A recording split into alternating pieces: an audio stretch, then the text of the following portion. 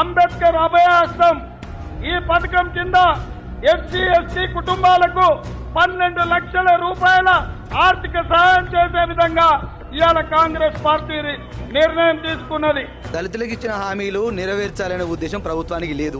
ఈ వేదిక మీద నుంచి దళితులందరూ విజ్ఞప్తి చేస్తున్నా, ఈ దమ్ము లేని కాంగ్రెస్ను, మన దళిత ద్రవ్య కాంగ్రెస్ను ఇంకెన్ని రోజులు మీరు భుజాన పెట్టి ఎత్తుకుంటారు? దళిత బంధు నిధులు విడుదల చేసి కలెక్టర్ లేకుండా మా డబ్బులు ఇయ్యరు, మీకోసం మేము పనిచేస్తూ అంబేద్కర్ అభయహస్తం ఇంతవరకు ఊసే ఎత్తారు. ఈ రోజు మీరు కాంగ్రెస్ పార్టీకి బుద్ధి చెప్పాల్సిన ఆవశ్యకత ఏర్పడింది. దళితులందరికీ చేతులు జోడించి వేడుకుంటున్నా. కేవలం ఓట్ల యంత్రాలుగా దళితులను చూస్తున్నారు, ఓట్ల కోసమే మన దగ్గరికి వస్తున్నారు.